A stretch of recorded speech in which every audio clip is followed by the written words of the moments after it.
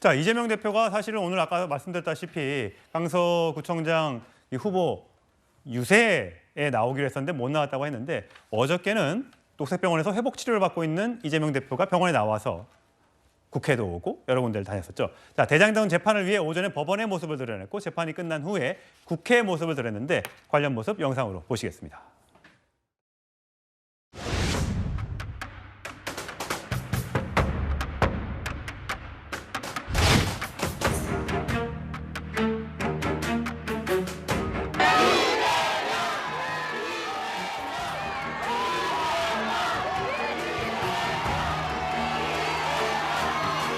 기각된 첫 일정이 지금 법원 출석이신데 신병한 말씀 한번 부탁드릴게요.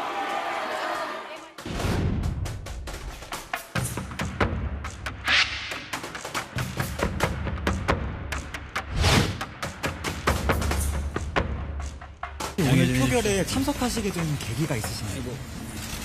당무 일정 바뀌는 혹시 언제쯤 하실 계획이 있으신지. 그리고 표결에 참여하신 소감을 좀 여쭤보시겠습니다. 강서구청장 선거가 투표율이 좀 낮은 것 같은데 우리 민심이 어떤지 국민의 뜻이 어떤지를 꼭 보여주시기를 바랍니다.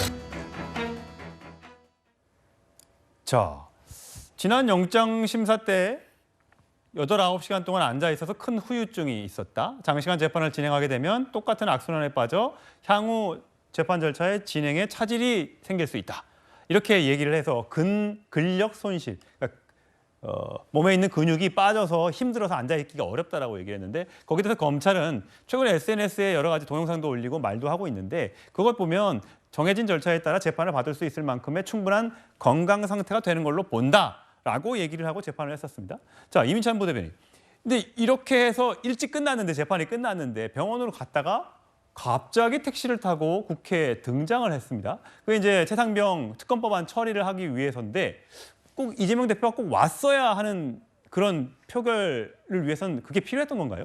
결과만 보면 굳이 이재명 대표가 오지 않아도 특검법안이 가결되는데 문제가 없었습니다. 민주당은 뭐 이미 168석을 갖고 있기 때문에 뭐 한두 석 때문에 결과가 좌지우지되는 상황은 아닌데 이재명 대표는 늘 계획하고 연출하는 걸 좋아합니다. 그래서 법정에서는 방탄을 위해서 쭉 계획을 세워서 단식을 하고 그 핑계로 일찍 재판을 마무리했지만 또 정치적 행위를 해서 지지층을 결집하고 강서구 선거를 승리를 시켜야 하는 그 메시지를 낼 공간이 필요했을 겁니다. 그래서 지지층에게 너무 오랫동안 병원에 누워있는 모습을 보여주기는 싫고 그렇다고 적극적으로 강서구에 갈 수도 없고 그런 딜레마적인 상황에서 선택한 그 행보가 국회를 찾는 것이다. 그리고 또한 거기서 얻는 이득이 뭐냐? 그걸 돌이켜봤을 때 최상병 문제, 대여 공세잖아요. 그 대여 공세에 선봉에 섰다. 이런 이미지를 구축하기 위한 잘 연출된 그런 시나리오 아닌가 이런 생각을 합니다. 예.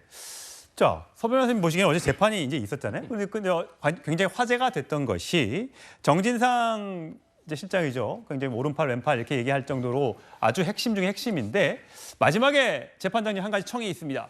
보석 조건으로 정진상 실장과 접촉을 못한다. 법정 안에서라도 안아보고 싶다라고 해서 이거를 재판부가 허락을 했고 그래서 둥을 두들기고 포옹을 한 뒤에 악수를 하고 이제 집으로 이제 병원으로 돌아갔단 말이죠. 보통 이렇게 그 피고인이 이렇게 요청을 하면 재판부가 이런 요청은 좀 들어주는 편입니까? 이런 요청하는 걸 본 적이 없기 때문에 들어줄지 안 들어줄지 모르겠어요. 저는 이런 요청을 처음 봅니다. 한마디로요. 이걸 저는 이제 그 묵시적 증거인멸이다. 이렇게 저는 평가해요. 묵시적. 말은 안 해도 한번 안아주면요. 야, 정진상 실장 힘내고 조금만 참아. 끝까지 버텨. 우리가 이길 수 있다. 이렇게 격려해 주는 거예요. 정진상 실장은요. 위정교사 빼고는 모든 범죄의 이재명 대표와 공범입니다. 그런데 정진상 실장이 입을 열면 아주 이재명 대표도 위험하죠. 그러니까 저는 끝까지 입을 열지 말고 버티라. 아직까지 정 실장은 이재명 대표에 대해서 불리한 증언을 하지 않고 있지 않습니까? 그렇죠. 그런데 언제 또 어떻게 될지 모르니 저는 신임, 나는 너를 첫건으로 끝까지 믿으니까 끝까지 버텨라. 이게 바로 묵시적인 증거인멸, 입막음 아니냐 이렇게 보이고요. 저는 재판장도 이게 문제예요. 재판장이요. 지금 다른 판사의 보석 조건을 침해한 겁니다.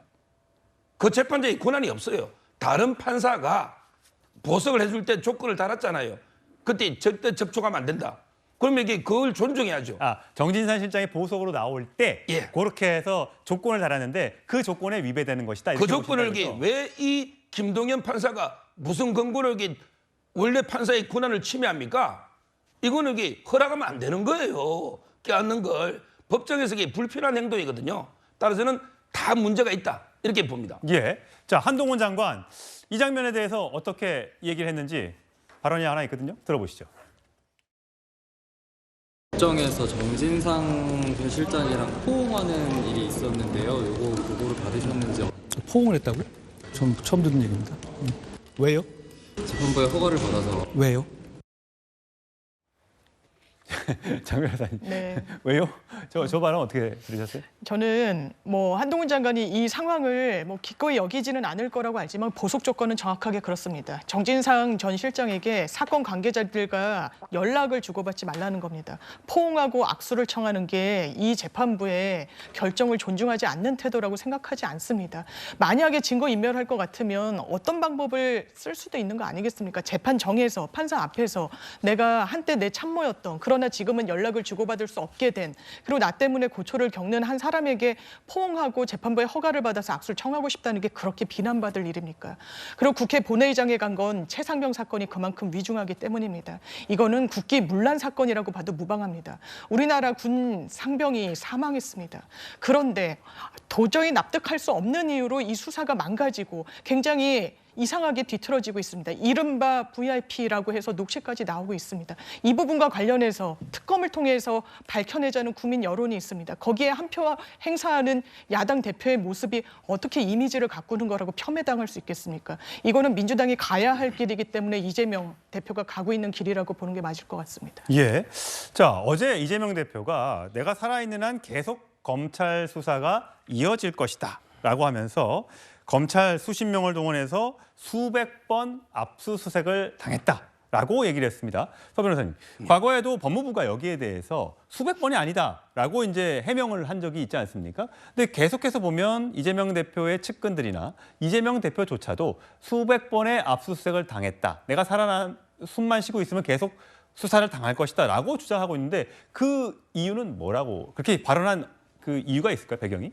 저는 이게 오히려 검찰이요 직무유기를 하고 있다 봐요. 검찰이 너무 이재명 대표를 봐주는 거예요. 왜냐하면 이게 이재명 대표 집은 왜 압수를 안 합니까? 옛날에 집에 장롱에서 현금 넣어가지고 이걸 이렇게 입금시켜가지고 경선 기타금 냈잖아요. 집에 장롱이 이자 줍니까? 왜 집을 압수 안 해요? 그다음에 핸드폰은 왜 안 합니까? 그리고 차량 또는 이게 국회의원회관 그다음에 민주당 대표실 이재명 대표에 대한 압수수색이 한 건도 없습니다. 직접적인 게. 이게 검찰이 수사를 하는 겁니까? 저는 이게 이런 피해자가 어디 있습니까? 압수수색 하나도 안 하는 게. 그런데 마치 이게 뭐 이재명 대표 측은 법인카드 있잖아요. 이게 129군데예요. 이것도 이게 하나하나 다 해가지고 뭐 300 몇십 번이다. 이런 게 말도 안 되는 지금 주장을 하고 있고 검찰에서는 이제 그 한 36번 이렇게 주장하는데 제가 보기에 직접적인 압수수색은 하나도 없어요. 저는 지금이라도 이재명 대표에게 주거지나 집이나 다 압수수색해야죠. 일반인 같으면 이런 범죄 혐의자 압수수색 안 하는 경우 있습니까? 왜 이재명 대표는 법 위에 있는 겁니까? 검찰이 너무 존중한다 봐요. 이미 뭐 재판에 넘어가고 넘어갈 거기 그 단계에 와 있기 때문에 추가 수사를 할지 여부는 아직까지 알 수는 없지 않습니까? 아니죠. 쪼개기 후원금. 이런 게 있잖아요. 쪼개기 후원금 선거에 하잖아요. 쌍방울하고 받은 거 있잖아요. 이런 게 혐의도 있고요. 그다음에 법인카드 집에서 이게 식사하고 다 있잖아요.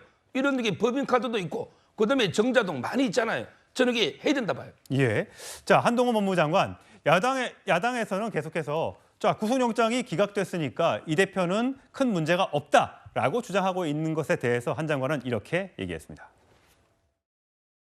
영장 재판이라는 것이 범죄 혐의가 인정되는 경우에도 기각할 수 있는 시스템이죠.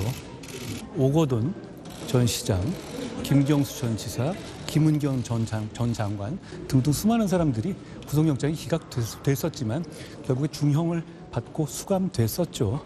범죄 혐의자 측에서 영장 한 번 기각됐다고 기세등등하게 법 집행 책임자를 공격하는 것에 대해서 국민들이 그렇게 좋게 보실 것 같지는 않습니다.